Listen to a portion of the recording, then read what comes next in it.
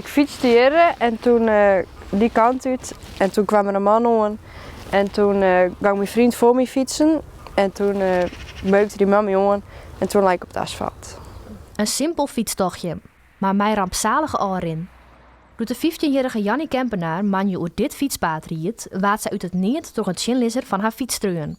Ze rekken boeten de tiet en roem slimme verwoenings op. Mijn nageldraaggang, die had ze operatief aanhellen. Mijn kin is hechten.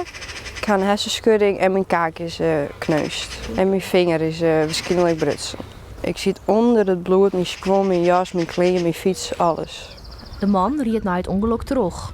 Of er het nou wel of net met opzet zindie. Mijn buikje kan maar net begrijpen dat de man net afstapte om te zien hoe het met Jannie gie. Dat zo'n jong famke, of nou ja, in je achterlid die bewusteloos is, die helemaal onder bloed zit, dat je dan terugfietsen. Dat wil er bij mij gewoon net in, dat je net je hulp verliezen.